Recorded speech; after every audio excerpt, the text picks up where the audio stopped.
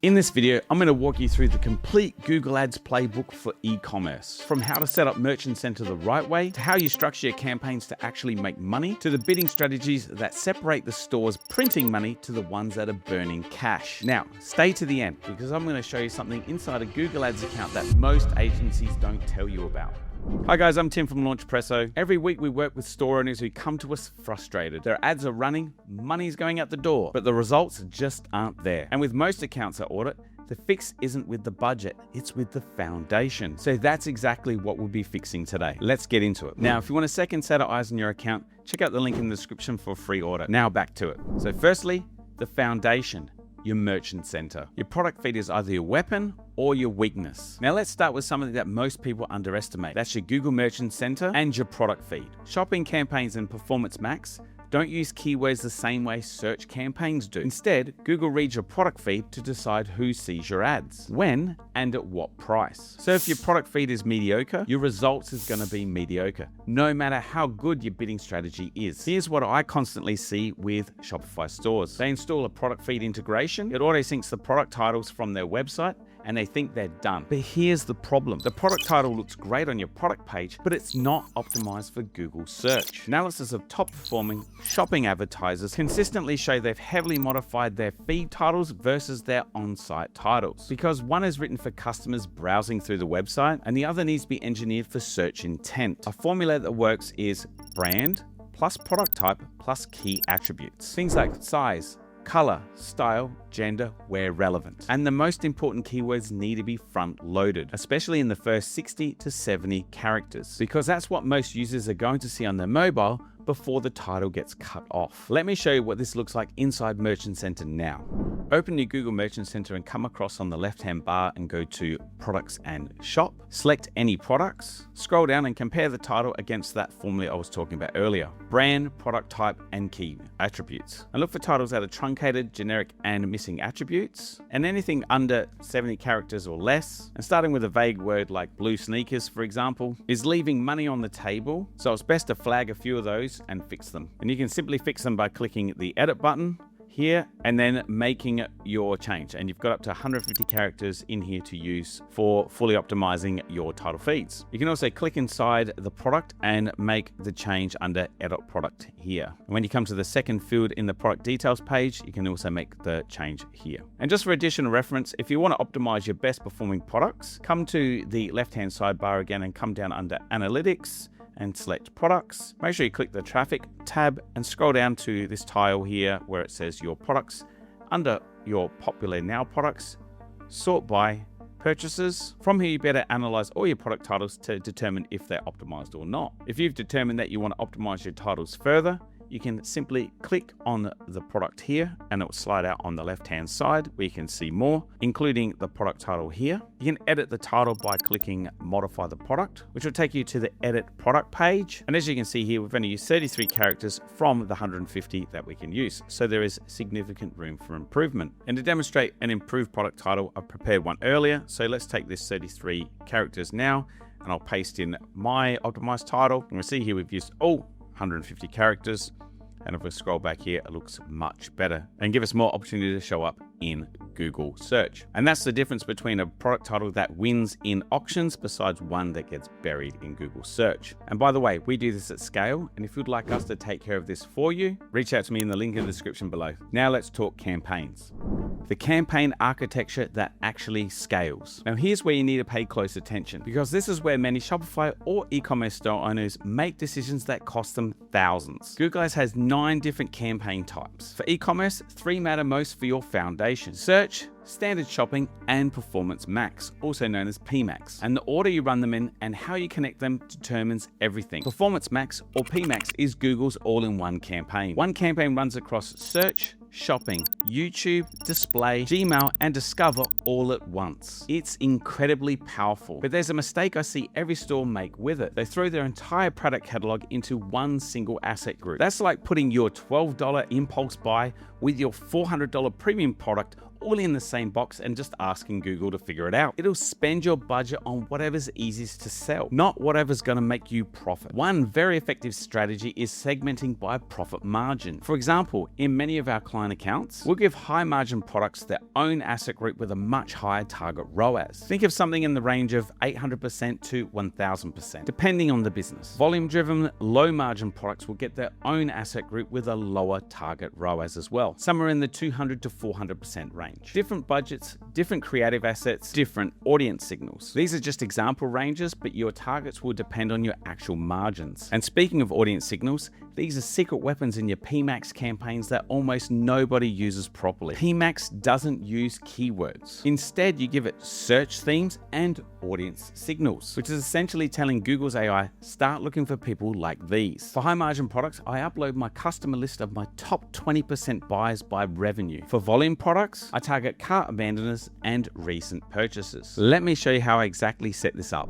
So using my test Google Ads account, come to the left-hand side and come campaigns, select all campaigns, and then filter by performance max campaign type. And using this previous example, I'll click inside and it'll take us to the asset groups. And we can see I've got two asset groups named high margin and volume products. Now, how do I get the high margin products in here with the listing groups as well as the volume products here? So if we click on the view listings here, you can see all products have been completely turned off. I've added a label in my products, which I'll show you later, here for high margin. And we can see there is 2 products in there at the moment. Reason why it's not eligible is because the campaign is paused.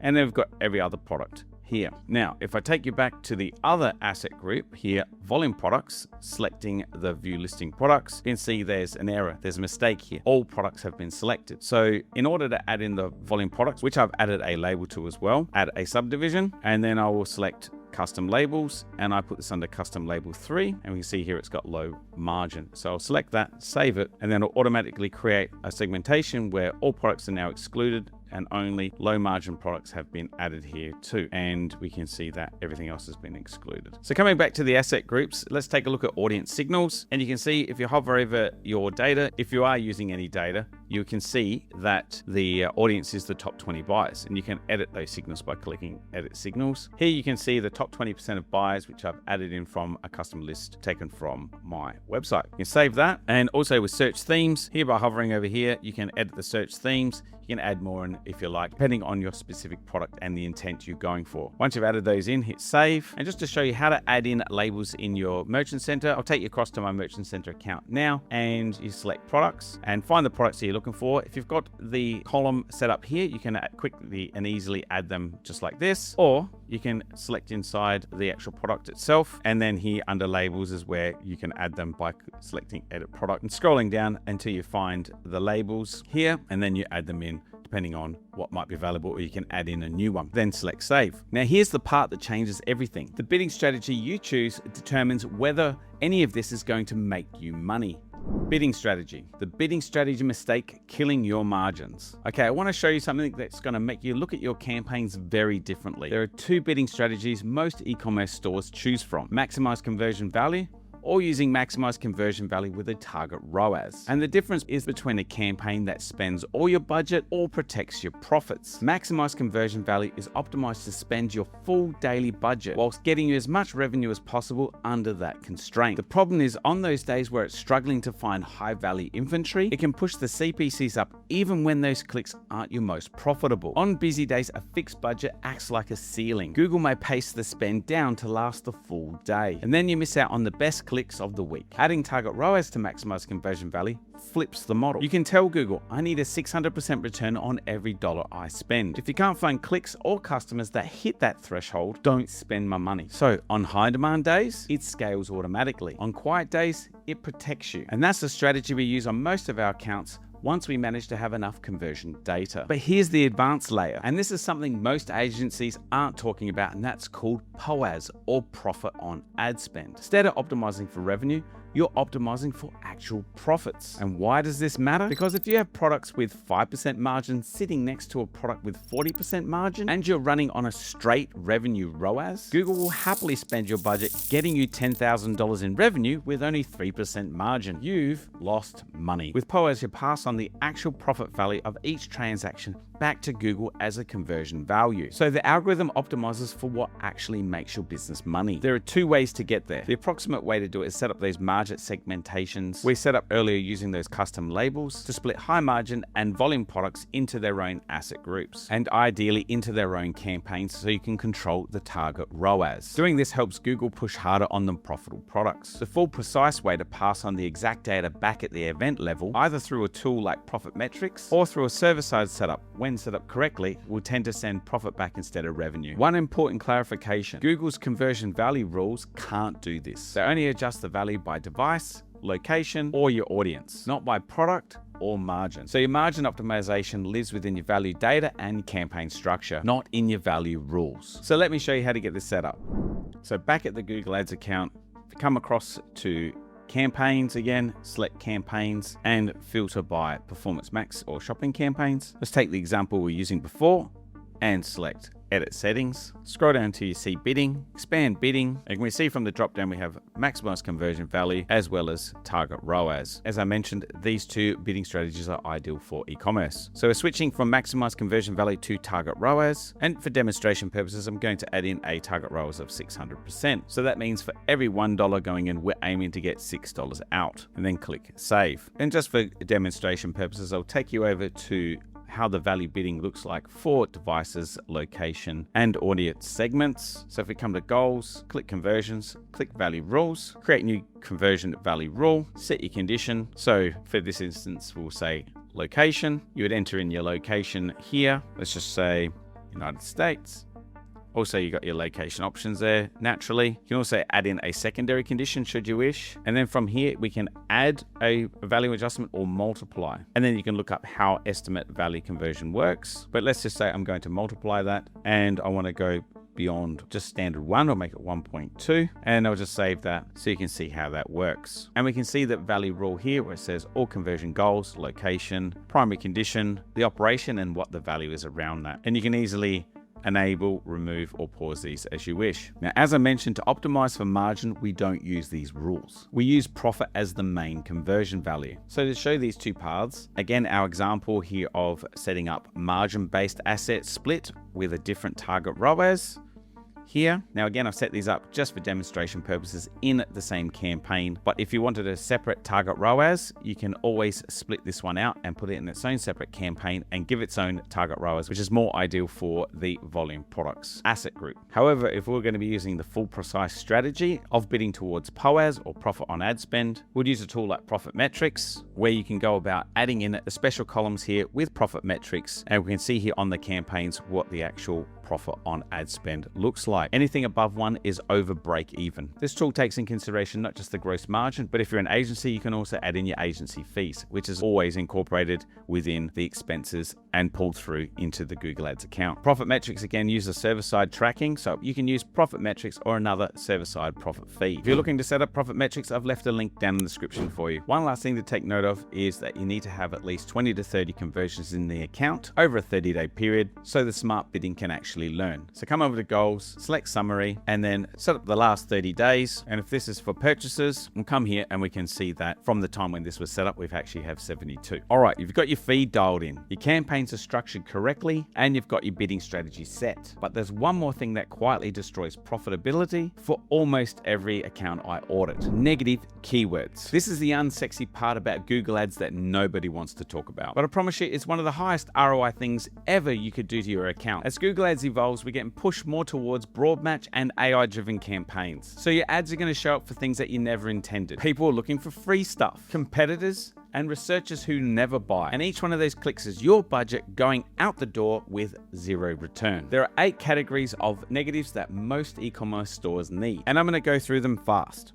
Job-related terms: free and cheap modifiers, educational or how-to queries, competitor brand names, and unless your strategy is to intentionally bid on those unrelated keywords, products or services, geographical terms outside your shipping area, B2B intent terms if you're a D2C store, and review and comparison modifiers for people who are still in a deep research mode. And here's the good news about Performance Max. It used to be a black box for search terms, but that's all changed. PMax now has its own search term report, which you'll find under the Campaigns, Insight and Reports tab. There you can add negative keywords directly at the campaign level, up to 10,000 per campaign, just exactly like you would a search campaign. There's one caveat. Google still buckets low volume keywords under other for privacy. So unfortunately, you will literally never see every term, even though this is a pet peeve of mine. And that's exactly why the order I'm about to walk you through still matters. And remember that PMax only applies to the search and shopping inventory, not display, YouTube or Gmail. So those services still need placement and content exclusions. So let me show you how I do it. Now come to the left-hand side of your account under Tools, then click the drop-down under Shared Library and select Exclusion Lists. And you can see here I've got 2 negative keywords in place from before. It's easy to set one up. You just click the blue plus button and select a name for your list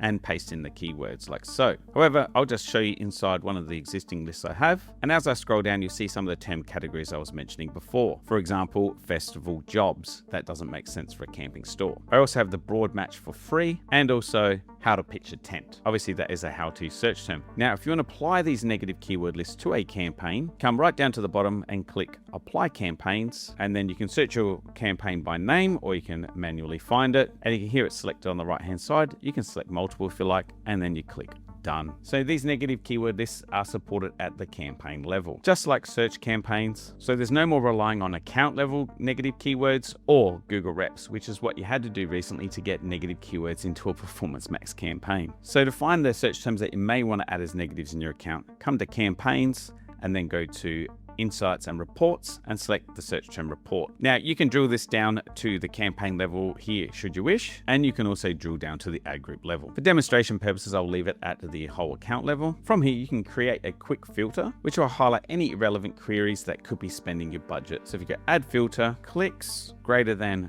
3, hit apply. You could add another filter and write conversions that are less than 1 and hit apply. This is just a good rule of thumb. You can use whatever filtering that you like yourself. And to add in the negative keyword, you can just click the box here, select add negative keyword.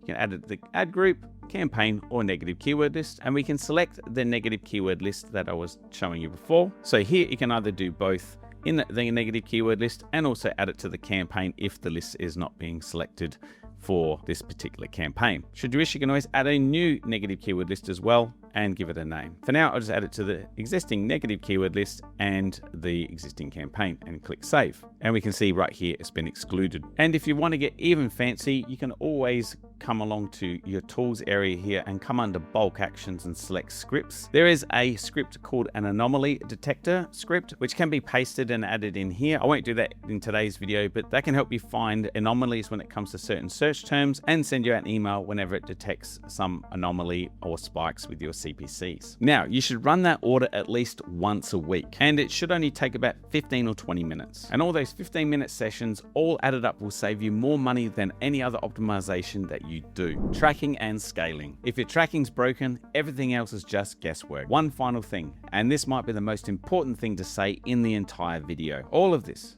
campaign structure, the bidding strategy, the audience signals, it all depends on one thing working correctly: your conversion tracking. If Google doesn't know when a conversion happens, or if it's being blocked, or even if you're double counting your sales, or if your add to cart is being counted as a purchase, if the algorithm is flying blind and you're making budget decisions based off that data, and the sad part is you're making budget decisions off the data that doesn't reflect the reality. The solution is enhanced conversions with server-side tracking. This is where you pass hashed first-party data in the ways of customer addresses back to Google at the time of purchase. It lets Google match the conversions even if the data is being blocked or when iOS privacy settings get in the way. Having this setup captures around 98% of your conversions, as opposed to around 80 or 90% with browser only. Combined with GA4 properly connected to your Google Ads account and your purchase event firing correctly, you now have a measurement system that's telling you the truth. For the most part, the reality is you never capture 100% of your data conversion. It's just just how it works. But we want to do our best to capture everything that we possibly can to make the right decisions. And once your tracking is solid, scaling becomes much more straightforward. As a rule of thumb on our client accounts, never increase budget by more than 20 to 25% at a time. At the time of making an increase, wait 5 to 7 days before touching anything. And never change your ROAS target and your budget at the same time, because you can't identify what caused an actual shift. Simple rules, but make a big difference. And that's the full system: feed, campaign structure, bidding, negatives, tracking. Get all 5 right and you'll outperform majority of e-com or Shopify stores running Google Ads. Again, check the link below for a free strategy call. I'll see you in the next video.